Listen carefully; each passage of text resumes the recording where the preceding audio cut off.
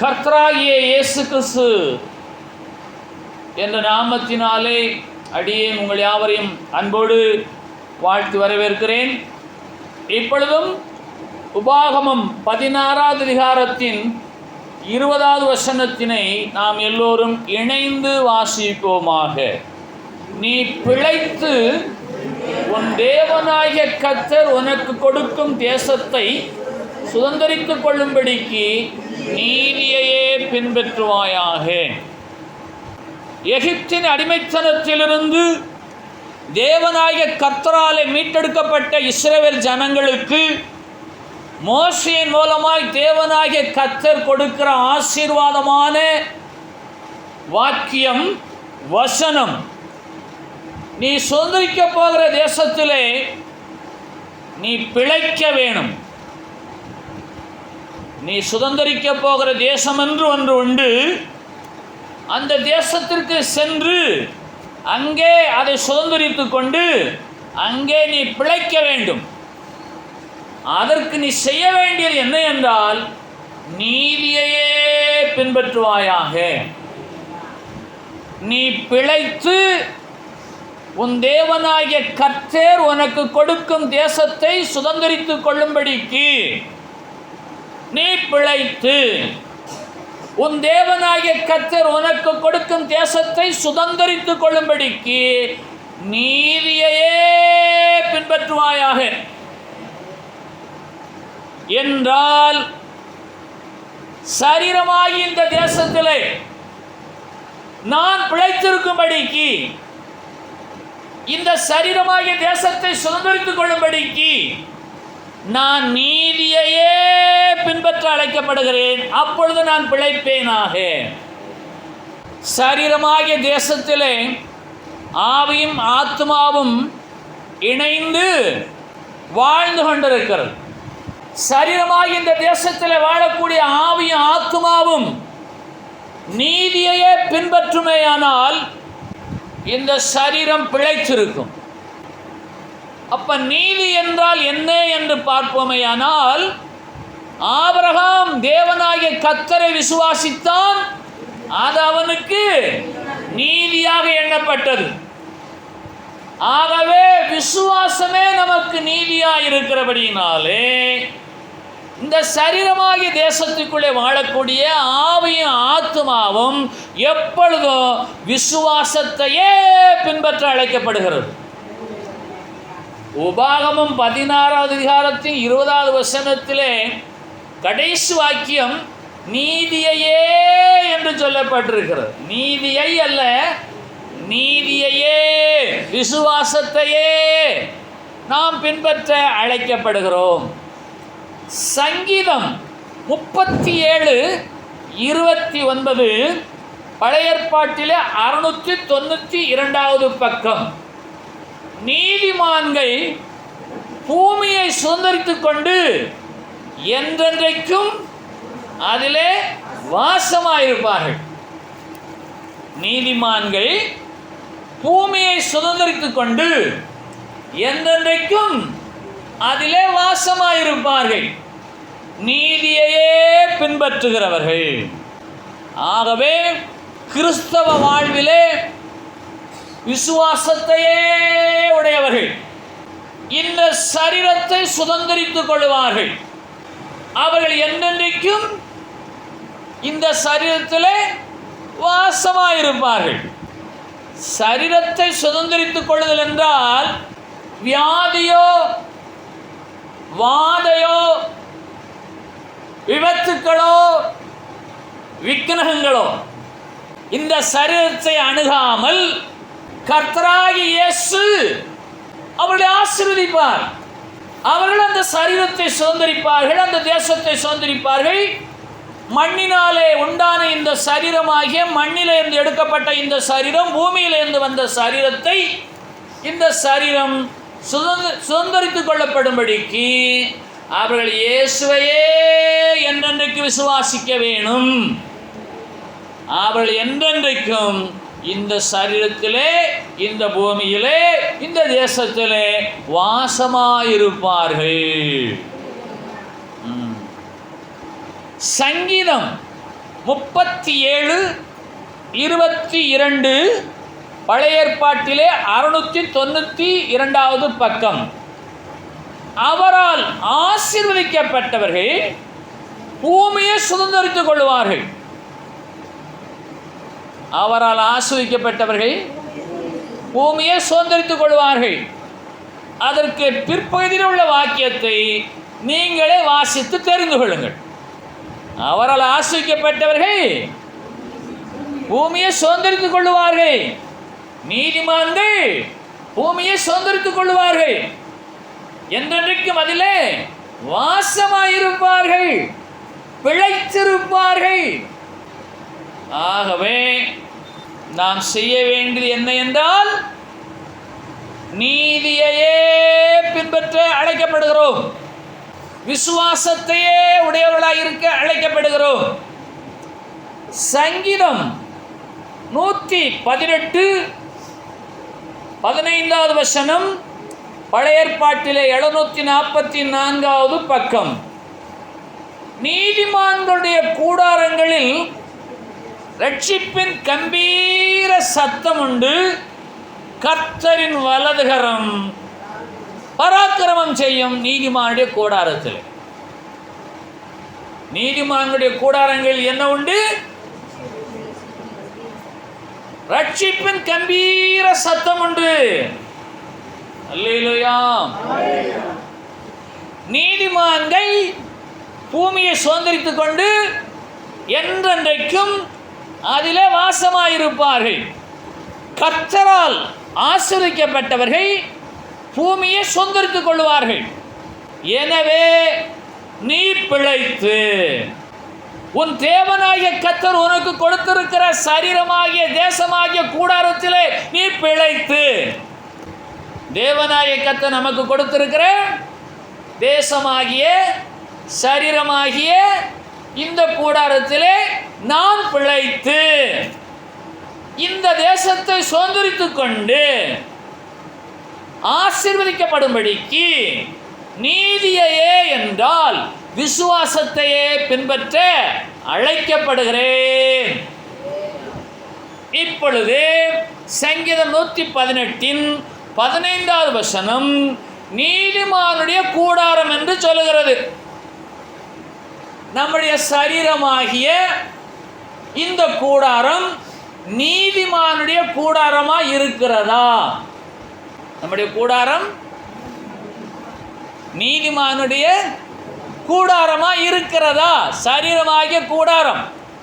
இங்கே எப்போதும் ரட்சிப்பின் கம்பீர சத்தம் உண்டாயிருக்கிறதா? எப்படிப்பட்ட சத்தம்? ரட்சிப்பின் கம்பீர சத்தம். இந்த முனங்கல் சத்தம் அல்ல, அலறல் சத்தம் அல்ல, புலப்பல் சத்தம் அல்ல.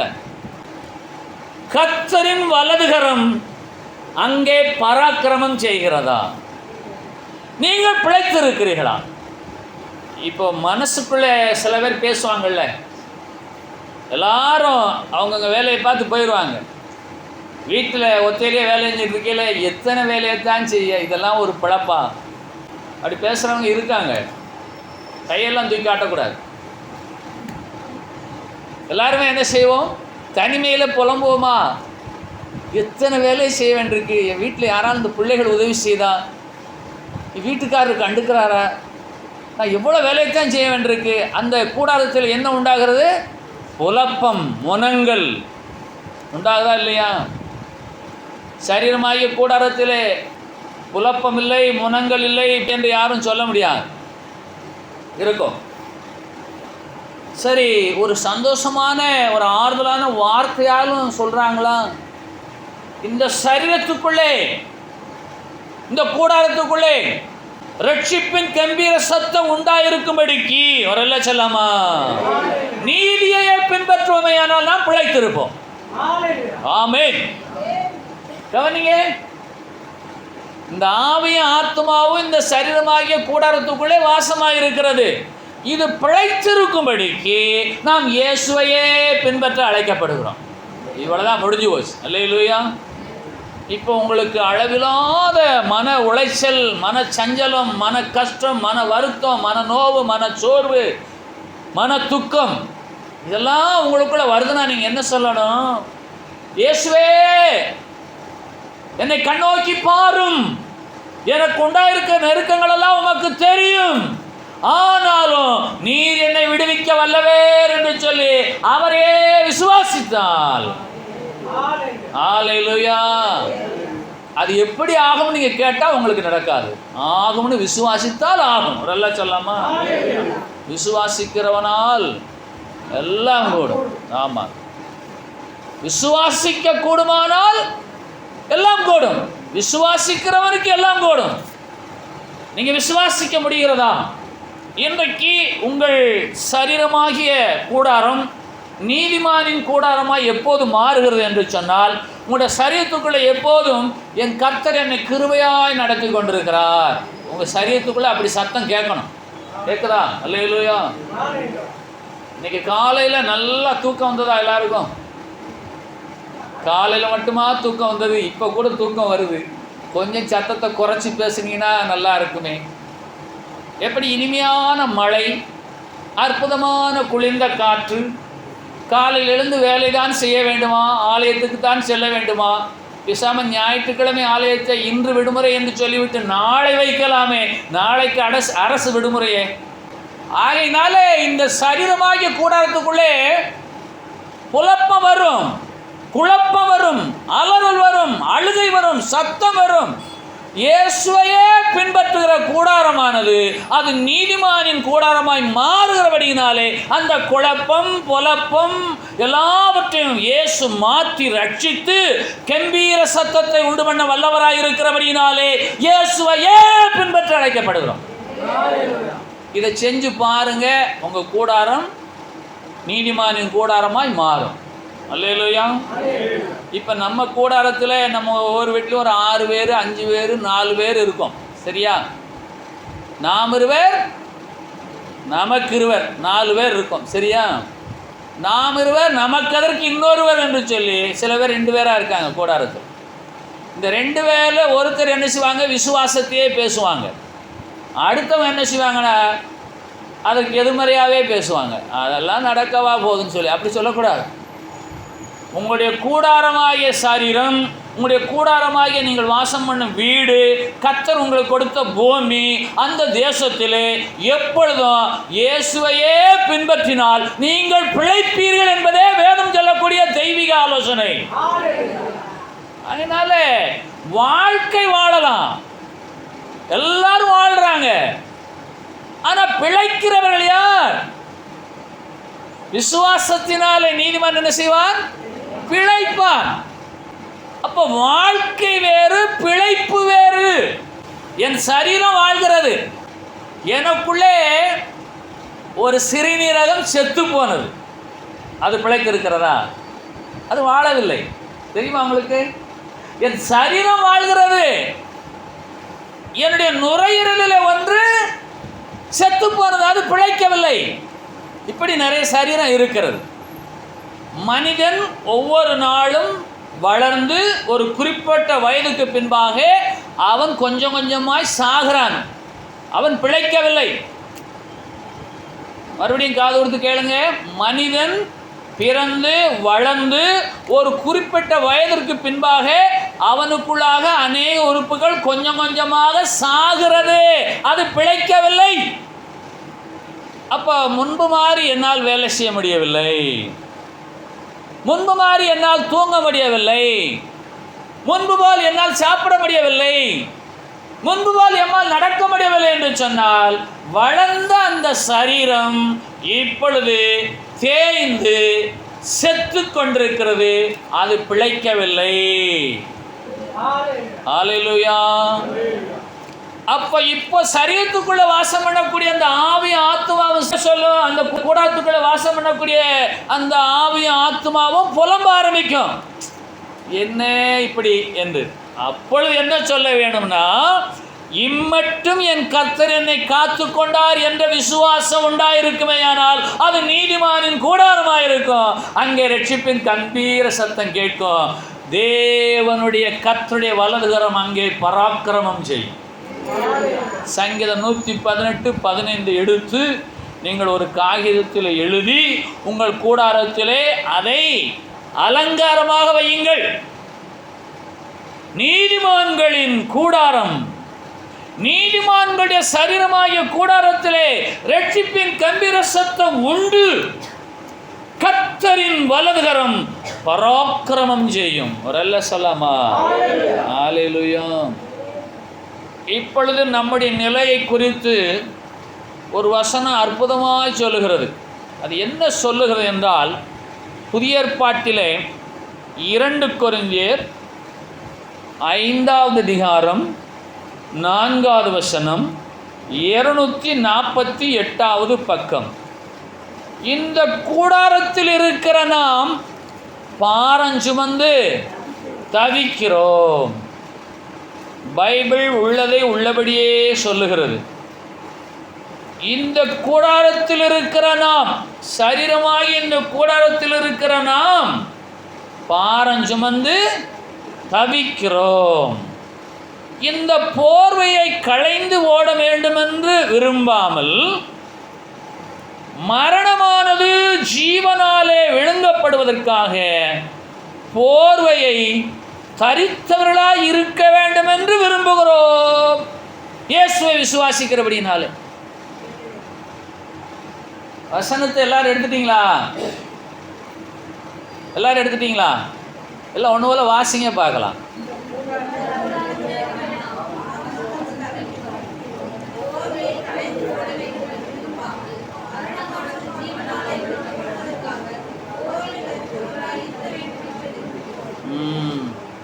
சரீரமாகி இந்த கூடாரத்தில் நாம் என்ன செய்கிறோமா?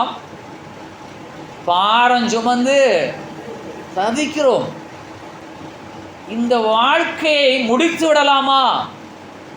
செத்து போகலாமா? இந்த வாழ்வு என்ற போர்வை, அதாவது இந்த போர்வை இப்போ எங்கே பயன்படுதுன்னு பாருங்க. நம்ம வாழ்க்கை ஒரு போர்வை. அந்த போர்வையை போட்டு எல்லாம் மூடி வச்சிருக்கோம். ஆனால் உள்ளே என்ன செய்கிறோம்? தவிக்கிறோம். நல்ல ப்ராக்டிக்கல் லைஃபு. கிறிஸ்டியன் லைஃப் எப்படிப்பட்ட லைஃபு? ப்ராக்டிக்கல் லைஃப், நடைமுறை, நேச்சுரல் லைஃப். நம்முடைய வாழ்க்கை எப்படிப்பட்டதாக இருக்குன்னு வேதம் அப்படியே சொல்லுகிறது. இந்த கூடாரத்தில் இருக்கிற நாம் பாரஞ்சுமந்து தவிக்கிறோம். அப்போ இயேசு என்ன சொல்லுகிறார்? வருத்தப்பட்டு பாரஞ்சுமக்கிறவளே, பாரஞ்சுமக்கிறவனே, நீ என்ன செய்ய வேணும்? என்னிடத்து வா. அல்லேலூயா. அதைத்தான் உபாகமம் 16:20 சொல்லுகிறது.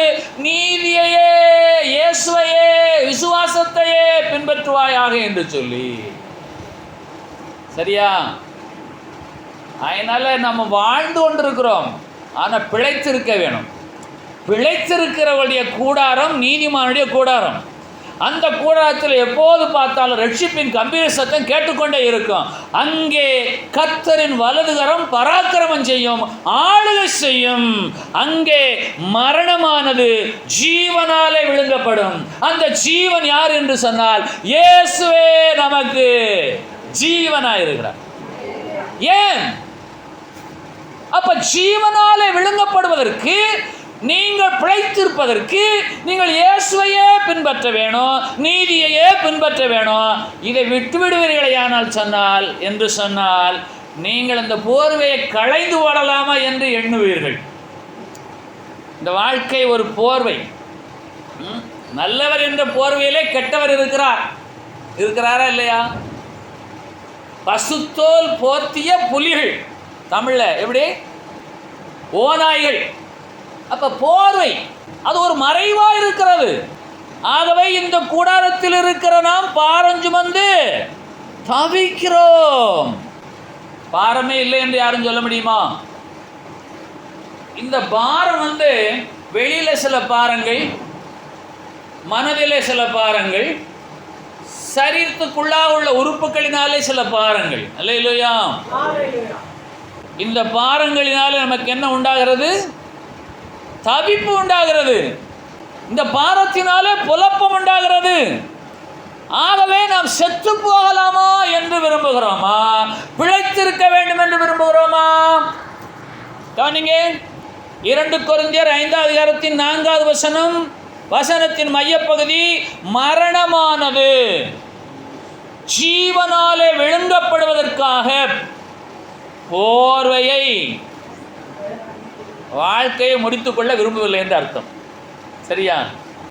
மரணமானது ஜீவனாலே விழுங்கப்பட வேணும். விழுங்கப்படுவதற்கு நீங்கள் இயேசுவையே விசுவாசிக்க வேணும், நீதியையே பின்பற்ற வேணும். சரீரமாகி இந்த கூடாரத்துக்குள்ளே மரண உபாதைகள், வேதனைகள் வரும், பாரம் உண்டாகும், தவிப்பு உண்டாகும். இதிலிருந்து நீங்கள் விடுதலை பெற்றுக்கொள்ளும்படிக்கு நீங்கள் என்ன செய்ய வேணும்? இயேசுவிடத்திலே வர வேணும். வருத்தப்பட்டு பாரம் சுமக்கிற நீங்கள் அவரிடத்திலே வருவீர்களேயானால் உங்களுடைய சரீரமாகிய கூடாரத்திலே கர்த்தரின் வலதுகரம் பராக்கிரமம் செய்யும். அங்கே ரட்சிப்பின் சந்தோஷமும் கம்பீர சத்தமும் உண்டாகும். நீதிமானுடைய கூடாரமாக உங்களுடைய சரீரம் மாறும், உங்களுடைய வீடு மாறும். அல்லேலூயா. எங்கே மாறி இருக்கு? ஒன்றும் மாறலை, நாங்கள் அப்படியே தான் இருக்கோன்னு சொன்னால் நீங்கள் இன்னும் அதிகமாக அவரை விசுவாசிக்க வேண்டும். இவ்வளோ வயசாகி போச்சு, மகளுக்கு கல்யாணம் ஆகலை, வேலை கிடைக்கல, வாடகை வீட்டில் இருக்கேன், பணமும் கிடையாது. இப்படி எத்தனை பேர் இருக்காங்களா இல்லையா? நிச்சயமாக இருக்காங்க. அவங்க எல்லோரும் என்ன செய்யணும்னா இயேசுக்கிட்ட வந்தால் போதும். அப்போ இயேசு உடனே வீடு வாங்கி கொடுப்பாரா? மாப்பிள்ளை பார்த்து கல்யாணம் பண்ணி வைப்பாரா? கிடையாது. அவர் என்ன செய்வார்னு சொன்னால் உங்களுக்கு ஜீவன் தப்ப கிருபை செய்வார். நீங்கள் பிழைத்திருப்பீர்கள், உங்களுக்கு பிழைப்பு உண்டாகும். இதற்கு நீங்கள் செய்ய வேண்டிய முயற்சி என்ன என்று கேட்டால், எல்லா சூழ்நிலைகளிலும் அவரை உயிரோட்டமாய் பின்பற்ற வேண்டும், ஜீவனோடு பின்பற்ற வேண்டும், உண்மையாய் பின்பற்ற வேண்டும். 100க்கு 100 நீங்கள் அவரையே சார்ந்து கொள்ள வேணும். அப்போ உண்மையிலேயே நீங்கள் 100க்கு 100 நான் இயேசுவே விசுவாசிக்கிறேன்னு சொல்றீங்களா? முதலாவது என்ன நானே கேட்கிறேன், சொல்லுங்க. 100க்கு 100 நான் இயேசுவையே விசுவாசித்தால் என்னிலே தேவனாகிய கர்த்தருடைய வலதுகரம் பராக்கிரமம் செய்யும். நீதியின் வலதுகரத்தினாலே என்னை அவர் தாங்குவார். வேதம் பொய்த்து போகாது. என்னுடைய விசுவாச அளவு சரியில்லாதபடினாலே தான் இந்த சரீரமாகிய கூடாரத்திலே ரட்சிப்பு உண்டாவதற்கும் அவருடைய பராக்கிரமம் காணப்படுவதற்கும் தாமதம் உண்டாகிறது என்பதை உணர்ந்தவர்களாய் நீங்கள் பிழைத்திருக்கும்படிக்கு நீங்கள் இயேசுவையே பின்பற்ற அழைக்கப்படுகிறீர்கள். இயேசுவை தவிர யாரையும் பின்பற்றி பிரயோஜனமே கிடையாது. நீங்கள் சும்மா இருங்கள், உங்களுக்காக நாங்கள் ஜெபிக்கிறோம் என்று சொல்வார்கள். நீங்கள் எங்களுக்காக ஜெபிங்கள், நாங்களும் சும்மா இருக்க மாட்டோம், உங்களை விட அதிகமாக ஜெபிப்போம் என்று நீங்கள் சொல்லணும். எப்படி? நிறைய பேர் அப்படித்தான். அந்த ஒட்டு விசுவாசம், ஒட்டு ஜெபம், அடுத்தவங்க நம்பிக்கையில் வாழ்றதுன்னு அது ஆசீர்வாதம் வராது. யோபு 29வது அதிகாரம் 2 முதல் 4 வரையுள்ள வசனங்களை நாம் சற்றே வாசிக்க போகிறோம். சென்று போன மாதங்களிலும் தேவன் என்னை காப்பாற்றி வந்த நாட்களிலும் எனக்கு உண்டாயிருந்த சீர் இப்பொழுது இருந்தால் நலமாயிருக்கும். பாருங்க, டைரி எழுதுறார் யோபு. என்ன சொல்றாரு? ஒரு டைரி எழுதுறார். இப்போ வருஷத்தின் 10வது மாதத்தின் 19வது நாள். இப்போ நீங்கள் என்ன சொல்லணும்? யோபு 29வது அதிகாரத்தின் 2வது வசனத்தின்படி சென்று போன மாதங்களிலும், இந்த வருஷம் மாத்திரமில்லை, போன வருஷம், அதுக்கு முந்தின வருஷம், அதுக்கு முந்தின வருஷம், அந்த மாதங்களிலும் தேவன் என்னை காப்பாற்றி வந்த நாட்களிலும். கொஞ்சம் கண்ணை வச்சு பார்க்கலாமா? பார்த்தீங்கன்னா அந்த வசனம் உங்களோட பேசும், உங்களுக்குள்ள உயிர் வரும், உங்களுக்குள்ள ஜீவன் வரும், உங்களுக்குள்ள பிழைப்பு வரும், உங்களுக்குள்ள சந்தோஷம் வரும். சென்று போன மாதங்களிலும் தேவன் என்னை காப்பாற்றி வந்த நாட்களிலும் எனக்கு உண்டாயிருந்த சீர், நன்மை, சீராக வாழ்க்கை ஓடினதே அதுதான் சீர். சொல்லுங்க பார்க்கலாம். என்ன சீர்வரிசை கொண்டு வந்தீர்கள்? அந்த சீர்வரிசை இல்லை, இது சீராக ஓடுகிற வாழ்க்கை. சென்று போன மாதங்களிலும் தேவன் என்னை காப்பாற்றி வந்த நாட்களிலும் எனக்கு உண்டாயிருந்த சீர் இப்பொழுது இருந்தால் நலமாயிருக்கும். 3வது வசனம், அப்பொழுது அவர் தீபம் என் தலையின் மேல் பிரகாசித்தது. சென்று போன மாதங்களிலும் நாட்களிலும் அவருடைய தீபம் என் தலையின் மேல் பிரகாசித்தது. அவர் அருளின வெளிச்சத்தினால் இருளை கடந்து போனேன். போய் வீட்டில் உட்காந்து இந்த 3 வசனத்தை மட்டும் வாசிங்க மறுபடியும். யோபு 29 2, 3, 4 வசனத்தை மட்டும் மறுபடி வாசிங்க. அவர் அருளின வெளிச்சத்தினால் இருளை கடந்து போனேன். இதுதான் விசுவாசம். விசுவாசத்தில் இதை சொல்லணும். நீங்கள் உங்கள் கூடாரத்தில் ரட்சிப்பின் கம்பீர சத்தம் உண்டாகணும். 4வது வசனம், தேவனுடைய ரகசிய செயல் என் கூடாரத்தின் மேல் இருந்தது. எல்லாம் சொல்லாமா? தேவனுடைய ரகசிய செயல் எல்லாம் சொல்லுங்க பார்க்கலாம். என் கூடாரத்தில் இருந்தது. என் கூடாரத்தில், என் சரீரத்தில். இல்லுமினாட்டி என்று ஒரு குரூப் இருக்கிறது. 1770 அது ஆரம்பிக்கப்பட்டது. அது இன்றைக்கு உலகளாவிய ஒரு சங்கமாக பரவி அது மருத்துவத்தையும் அரசியலையும் கல்வியையும் பொருளாதாரத்தையும் இது போன்ற 7 பிரிவுகளை தன் கையில் வைத்திருக்கிறது. அது என்ன செய்கிறது என்று சொன்னால், இந்த ஜனங்களை கொஞ்சம் கொஞ்சமாக சிரமப்படுத்தி துன்பப்படுத்தி துயரப்படுத்தி அவருடைய பிழைப்பை கை வைத்து அவர்களை கொன்று கொண்டிருக்கிறது. அதில் வந்தது தான் இந்த நீட்டு டெட்டு இந்த தேர்ச்சி தேர்வெல்லாம். இன்றைக்கு இருக்கக்கூடிய தேசத்தின் முக்கியமான தலைவர்களெல்லாம் இல்லுமினாட்டியோடைய ஆட்களாக இருக்கிறார்கள்.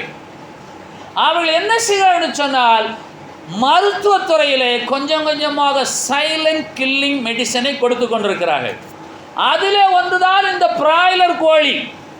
அந்த பிராய்லர் கோழியை சாப்பிடுகிற சகோதரிகளுக்கெல்லாம் பிள்ளை பேரு தள்ளி போகிறது, அவர்களுக்குள்ளாக நீர்க்கட்டிகள் உருவாகிறது.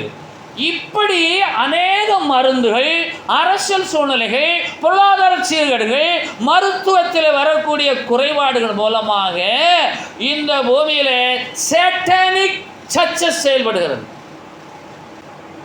அப்படிப்பட்ட சூழ்நிலையிலே யோபு சொல்லுகிறாரே 29வது அதிகாரத்தின் 4வது வசனத்திலே, தேவனுடைய ரகசிய செயல் என் சரீரமாகிய இந்த கூடாரத்திலே செயல்பட்டு கொண்டிருக்கிறது. எப்படி என்றால், திடீரென அநேகருக்கு புற்றுநோய் வருகிறது. அக்காலங்களில் இப்படி இல்லை. அநேகருக்கு சிறுநீரக செயல்பாடு அற்றுப்போகிறது. அநேகருக்கு பக்கவாதங்கள் வருகிறது. நாம் புசிக்கக்கூடிய பால், நாம் பருகக்கூடிய தேநீர்கள், நாம் பருகக்கூடிய உணவு வகைகள், புசிக்கக்கூடிய உணவுகள் எல்லாவற்றிலும் சாட்டானிக் சர்ச்சஸ், அந்த பொல்லாதவருடைய கூட்டத்தார் கொஞ்சம் கொஞ்சமாக விஷத்தை அனுப்பி இன்றைக்கு மனிதனை சாகடித்து கொண்டிருக்கிறார்கள்.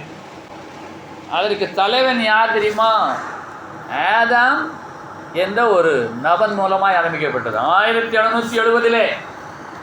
அதை குறித்த ஒரு கலெக்ஷன் இடத்தில் இருக்கிறது. அது வேண்டுமானால் பெற்றுக்கொண்டு அது வாசியுங்கள். இன்றைக்கு இந்த கூடாரத்தில் அவயவங்கள் ஒவ்வொன்றாக சாகும்படிக்கு, அவயவங்கள் ஒன்றொன்றாக பாதிக்கப்படும்படிக்கு நான் உண்ணக்கூடிய உணவுகளிலெல்லாம் விஷம் கலந்திருக்கிறது. கண் பார்வை மங்கி போகிறது. ஆரோக்கியமான வாழ்வு குறைந்து போகிறது. மருந்து மாத்திரைகளை கலப்படங்கள் உண்டாயிருக்கிறது. அந்த சாத்தானுடைய செயல்பாடுகள் அதிகமானாலும் நம்முடைய சரீரமாகிய கூடாரத்திலே தேவனாகிய கர்த்தருடைய வலதுகரம் பராக்கிரமம் செய்கிறபடினாலே நமக்குள்ளாக எந்த பாதிப்பும் வராதபடிக்கு தேவனாகிய கர்த்தருடைய ரகசிய செயல் சரீரமாகிய இந்த கூடாரத்திலே செயல்பட்டு கொண்டிருக்கிறது. அப்ப வேதம் என்ன சொல்லுகிறது? விசுவாசிக்கிறவர்களால் நடக்கும் அடையாளங்கள் யாவன? அவர்கள் சர்ப்பங்களை எடுப்பார்கள், சிங்கத்தின் மேலே எடுப்பார்கள். சாவுக்கு ஏதுவான ஒன்றை புசித்தாலும் அது அவர்களை என்ன செய்யாது? சேதப்படுத்தாது. தேவை என்ன? இயேசுவையே விசுவாசிக்க வேணும், இயேசுவையே பின்பற்ற வேணும். இயேசுவை விசுவாசிக்கிறவர்கள் சாவுக்கு ஏதுவான ஒன்றை குடித்தாலும் அது அவர்களை சேதப்படுத்தாது. அந்த வசனத்தின்படியா இன்றைக்கு சரீரமாகி இந்த கூடாரத்திலே கர்த்தராகிய இயேசுடைய ரகசிய செயல்பட்டு கொண்டிருக்கிறது. நம்மிலே ரட்சிப்பின் சத்தம் உண்டாகி கொண்டிருக்கிறது. நாம் பிழைத்திருக்க காரணம் கர்த்தராகிய இயேசு என்ற ஒரு தெய்வத்தை விசுவாசிக்கிறபடியினாலே. அப்ப விசுவாசத்தினாலே நீதிமான் பிழைப்பான். விசுவாசிக்கிறவன் நீதிமான். அந்த நீதிமானுடைய கூடாரத்திலே என்றைக்குமே வாழ்வு உண்டு, ரட்சிப்பு உண்டு, சந்தோஷம் உண்டு, சமாதானம் உண்டு. காரணம் என்ன என்று கேட்டால் கர்த்தராகிய இயேசுடைய வலதுகரம் அங்கே பராக்கிரமம் செய்கிறது. விட்டு விடாதிருங்கள்.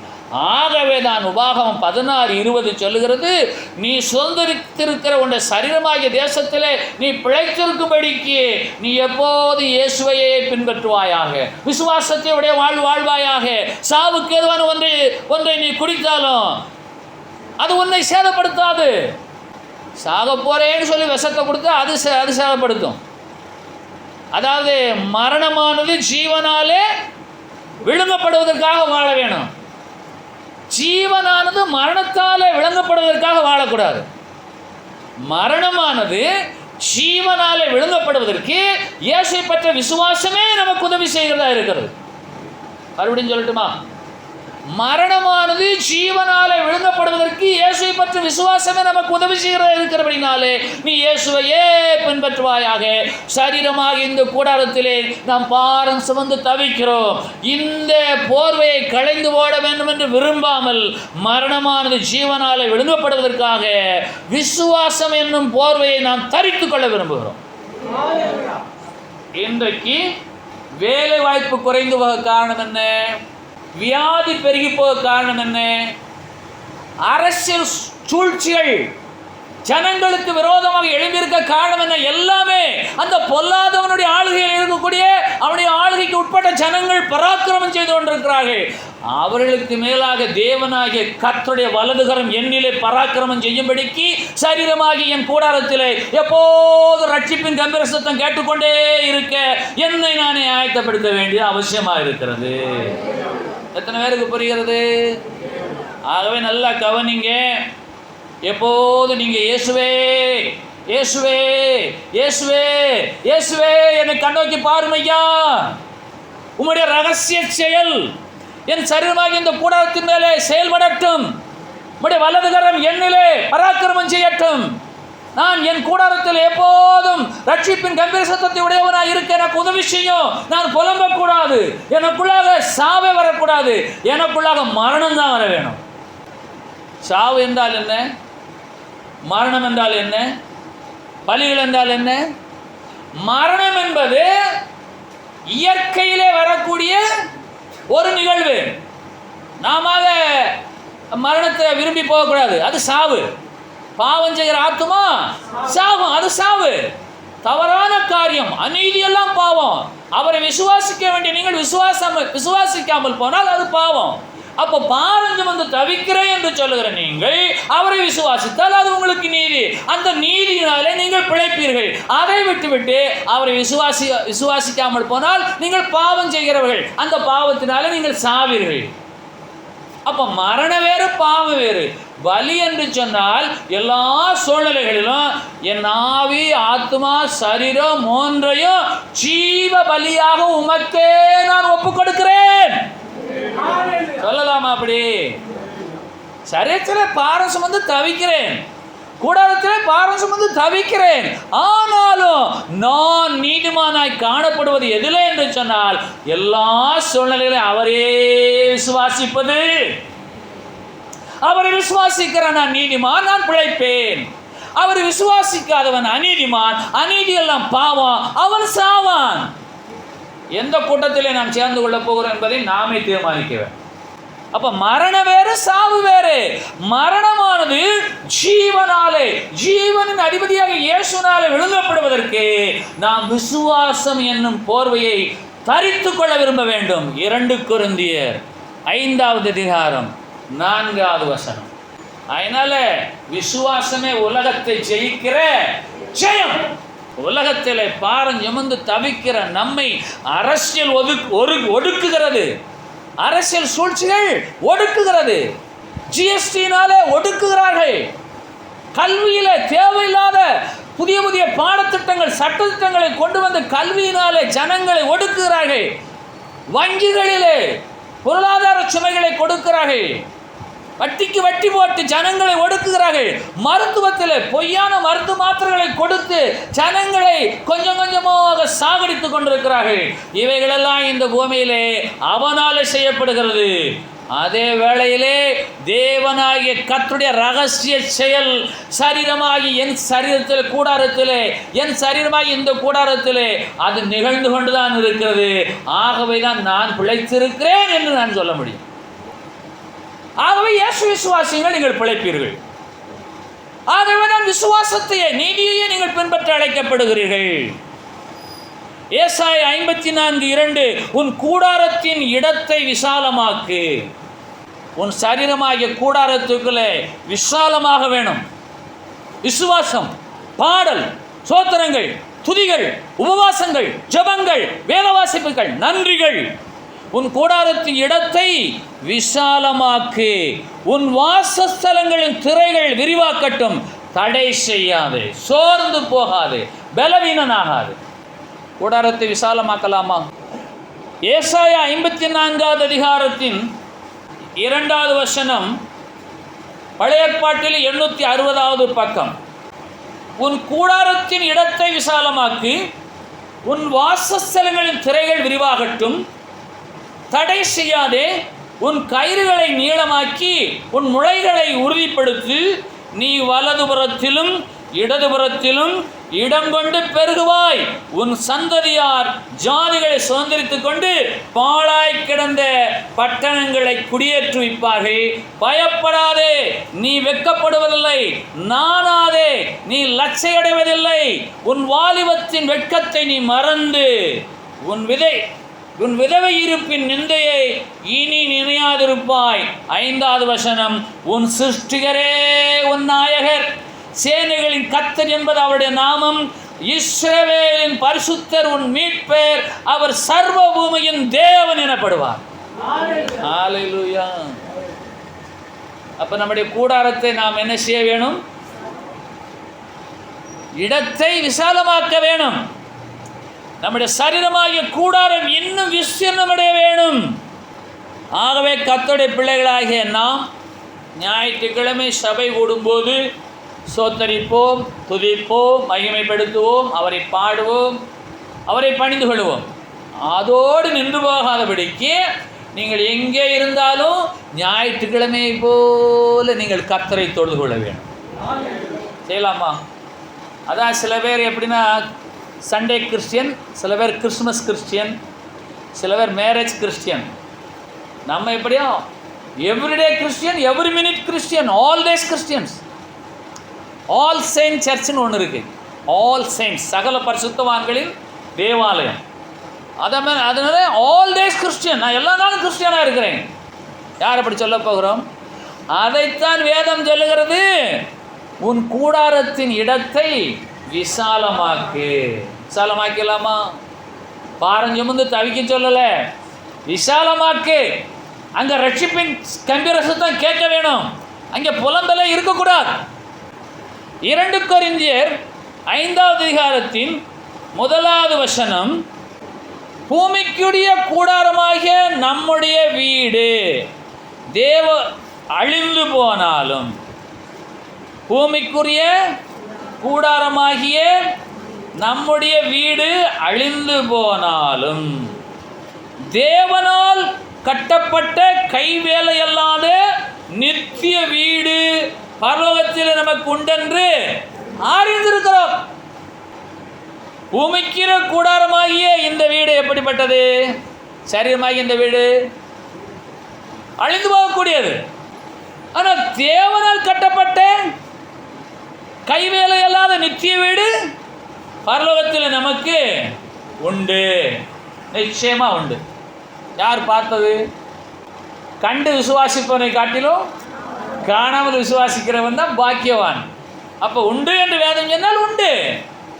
ரட்சிப்பின் கம்பீர சத்தம் உண்டு என்று சொன்னால் உண்டு. கர்த்தர் வலதுகரம் பராக்கிரமம் செய்யும் என்று சொன்னால் பராக்கிரமம் செய்யும். நீங்கள் மரணமானது ஜீவனாலே விழுங்கப்படுவதற்காக அவரை விசுவாசிக்க வேணும். பூமிக்குரிய கூடாரமாகி இந்த சரீரம் ஒரு நாளில் அழிந்தே போகும். ஆனால் கைவேலை இல்லாத நித்திய வீடு என்று ஒன்று நமக்கு உண்டு. அந்த வீட்டை சுதந்திரித்துக் கொள்ள சங்கீதம் 15 முதலாவது வசனத்திலே அங்கே சொல்லப்படுகிற வசனம், கர்த்தாவே யார் உம்முடைய கூடாரத்திலே தங்குவான், யார் உம்முடைய பரிசுத்த ஸ்தலத்திலே வாசம் பண்ணுவான். அதற்கு பதில் 2வது வசனம், உத்தமனாய் நடந்து நீதியை நடப்பித்து மனதார சத்தியத்தை பேசுகிறவன் தானே. அப்ப நீதியையே பின்பற்றி நீதியையே நடப்பித்து மனதார சத்தியத்தை பேசுகிறவன் தான் அந்த கைவேலை அல்லாத வீட்டிலே வாசம் பண்ணுவான், அதிலே குடியேறுவான், அதிலே தங்குவான். ஆகவே நீங்கள் சுதந்திரிக்க போகிற தேசமாகிய பரலோக தேசத்திலே நீங்கள் பிழைத்திருக்கும்படிக்கு இயேசுவையே பின்பற்றும்படிக்கு உபாகமம் 16:20 நமக்கு ஞானத்தை போதிக்கிறது. சரீரமாகிய கூடாரத்திலே பாரஞ்சுமந்து தவிக்கிற நீங்கள் கைவேலை அல்லாத நித்திய வீட்டிலே பங்கடையும்படிக்கு செய்ய வேண்டியது என்ன என்று சொன்னால், உத்தமமாய் இயேசுவை பின்பற்ற வேணும். சொல்லுங்க எல்லாரும், உத்தமமாய். ஆமாம், உத்தமம் என்றால் என்ன? அதுக்கு நம்முடைய வாழ்க்கையில் என்ன சொல்லுவாங்க, நீ பெரிய உத்தமனோ, பெரிய யோக்கியனோ, இவ பெரிய உத்தமி அப்படிம்பாங்கள்ல. உத்தமி என்ற வார்த்தையின் மூலமாய் உத்தமன் உத்தமம் என்ற வார்த்தையை விளங்கிக் கொள்ள முடியும். ஒரே கணவனோடு வாழ்ந்து இயற்கை மரணத்திலே தன்னுடைய வாழ்க்கையை ஓடி முடிக்கிறவள் உத்தமி. உத்தம மார்க்கத்தார் இன்னார் என்று விளங்கும்படிக்கு உங்களுக்குள்ளே மார்க்க வேதங்கள் உண்டாயிருக்க வேண்டியது. பல்வேறு விதமான சர்ச்சஸ் இருக்கிறது. ஆனால் இயேசுவையே அவரையே பின்பற்றுகிறவர்கள் உத்தம மார்க்கத்தார். அப்போ நமக்கு யாரெல்லாம் இருக்காங்க? இயேசு கிறிஸ்து இருக்காரு, தீர்க்கதரிசி இருக்காங்க, சொப்பனக்காரங்க இருக்காங்க, அப்படி ஊழியக்காரங்க இருக்காங்க, சுவிசேஷர் இருக்காங்க, குறி சொல்றவங்க இருக்காங்க, இன்னும் சுகமளிக்கு வரத்தோடையவங்களாம் இருக்காங்க. இவங்களையெல்லாம் பின்பற்றாம மேலே இருக்கிறவர் யாரு? இயேசுவையே பின்பற்ற வேணும். உத்தமமாய் நடப்பது என்றால் இயேசுவையே விசுவாசிக்க வேணும். புரியுதா? இயேசுக்கு பிறகுதான் தீர்க்கதரிசிகள், இயேசுக்கு பிறகுதான் சொப்பனக்காரர்கள், இயேசுக்கு பிறகுதான் குறி சொல்லுகிறவர்கள், இயேசுக்கு பிறகுதான் கள்ள தீர்க்கதரிசிகள், இயேசுக்கு பிறகுதான் கள்ள போதகர்கள். இவங்களையெல்லாம் நீங்கள் பின்பற்றாமல் இயேசுவையே பின்பற்றினால் நீங்கள் உத்தமமாய் நடக்கிறவர்கள். அதனால புதுசு புதுசாக எழும்புவாங்க. இன்னைக்கு கிறிஸ்தவத்தில் எது நடந்தாலும் சரி, நான் சொல்கிறதெல்லாம் நீங்கள் கேட்கக்கூடாது, டிவியில் வர்றவங்க சொல்கிறதெல்லாம் நீங்கள் கேட்கக்கூடாது. இயேசு என்ன சொல்லியிருக்காரு அதை போய் கேட்கணும். என்னை விசுவாசிக்கிறவன் சரியா, தீர்க்கதரிசிகளை விசுவாசிக்கிற மறுத்தியாலும் பிழைப்பானா? அதெல்லாம் கொஞ்ச காலம்தான். இந்த தீர்க்க தரிசனம், சொப்பனம், இந்த கனவு சொல்கிறதெல்லாம் கொஞ்ச நாளைக்கு தான். பூமிக்கு கூடாரமாகி இந்த சரீரம் அழிந்து போகும், அப்படி யோசனைகள் எல்லாம் அழிந்து போகும். ஆனால் இயேசுவோ மரணமே இல்லாதவர், அவர் இருக்கிற வண்ணமாகவே இருக்கிறவர், அவர் நித்தியமானவர், அவர் நிரந்தரமானவர், அவர் நேற்றும் என்னென்றும் மாறாதவர், மரணத்தை ஜெயித்து உயிர்த்தெழுந்தவர். அவரையே உத்தமமாய் பின்பற்றி நீதியை நடப்பித்து, எங்க இருக்கு வசனம்? எங்க இருக்கு? பைபிள்ல தான் இருக்கு. எங்க இருக்குது சொல்லுங்க? ஆமா, சங்கீதம் 15:2 உத்தமமாய் நடந்து நீதியை நடப்பித்து. ரொம்ப முக்கியம். நான் மனதார உங்களை வாழ்த்துகிறேன் பாங்கல்ல, மனதார மனதார சத்தியத்தை பேச வேண்டுமே, ஆனால் மனதார விசுவாசித்தால் தான் பேச முடியும். மனதார சத்தியத்தை பேசுகிறவன் தானே. யார் உம்முடைய கூடாரத்தில் தங்குவான்? யார் அந்த தேசத்தை சுதந்திரிப்பான்? யார் அந்த பூமியை சுதந்திரிப்பான்? யார் அந்த பூமியிலே ஆசீர்வாதமாய் இருப்பான்? உத்தமமாய் நடந்து நீதியை நடப்பித்து மனதார இந்த சத்தியத்தை நான் பேசுவேனையானால், விசுவாசிப்பேனையானால், நடப்பேனையானால் நான் தான் அந்த பரலோக ராஜ்யத்தை சொந்தரிக்க முடியும். அல்லேலூயா. குறுக்கு வழியெல்லாம் கிடையாது. அதனால ஒரு வீட்டில் 4 பேர் இருக்கும்னா 4 பேரும் எப்படி அவரை பின்பற்றுவோங்கிறது ரொம்ப முக்கியம். எப்படி பின்பற்றுகிறோம்? மனதார. என்ன ஆவியான கடவுள் எப்படி அழிச்சுக்காங்க? மனதார மனதார இந்த இந்த சத்தியம் இதுவரைக்கும் பேசி வந்த சத்தியமெல்லாம் உண்மையிலேயே மனதார ஏற்றுக்கொள்கிற மாதிரி இருக்கா? சொல்லுங்க. ஆமாம். யோபு சொல்கிறார் பாருங்க, யோபு 29:4 தேவனுடைய ரகசிய செயல் மறந்துடாங்க. தேவனுடைய ரகசிய செயல் என் கூடாரத்தின் மேல் இருக்கிறது. என் சரீரமாகி இந்த கூடாரத்தின் மேலே தேவனாகிய கர்த்தருடைய ரகசிய கிரியை, ரகசிய செயல்பாடு, ரகசிய நடவடிக்கை இருக்கிறபடினாலே தான் எனக்குள்ளாக இதுவரைக்கும் எந்த பழுதும் வரவில்லை. அந்த பொல்லாதவனம் என்றால் என்னை அழிக்கும்படிக்கு, என்னை கொல்லும்படிக்கு, என்னை சாகடிக்கும்படிக்கு, நான் பிழைக்காதபடிக்கு அநேக உபாயதந்திரங்களை செய்து கொண்டிருக்கிறான். தேவனாகிய கர்த்தருடைய ரகசிய செயல். இதை மனதார இந்த சத்தியத்தை நீங்கள் பேசுங்க, வாயை திறந்து. அதான் அதோட அர்த்தம். அதோட அர்த்தம். இன்றைக்கு மரிக்கிறோட எண்ணிக்கை குறைஞ்சிருக்கிறது, பிழைத்திருக்கிற எண்ணிக்கை அதிகமாகி இருக்கிறது. ஆனால் அந்த பிழைப்பு பிழைப்பாக இல்லை, அது தவிப்பாக இருக்கிறது. சொல்றது புரியுதா? ஜனங்களுடைய சாவு எண்ணிக்கை குறைந்திருக்கிறது, பிழைத்திருக்கிற எண்ணிக்கை அதிகமாக இருக்கிறது. அந்த பிழைத்திருக்கிற அவர்களிலே புலம்புகளுடைய தவிக்குடைய எண்ணிக்கை மிகுதியாக இருக்கிறது. காரணம் என்ன என்று கேட்டால், மருந்து மாத்திரைகளை உட்கொண்டு மரணத்தை தள்ளி போட்டு பிழைக்கிறார்கள். ஆனால் மனதார அவர்கள் வாழ்கிறார்களா என்று சொன்னால் பாரத்தோடு, சஞ்சலத்தோடு, தவிப்போடு வாழ்ந்து கொண்டிருக்கிறார்கள். கர்த்தராகிய இயேசு விசுவாசிக்கிற நீங்கள் மனதார சத்தியத்தை பேசுங்கள், நீங்கள் உத்தமமாய் நடங்கள், நீதியை நடப்பீங்கள், நீங்கள் என்றென்றைக்கும் பிழைத்திருப்பீர்கள். எல்லாரும் எழுந்திருப்பீர்கள்.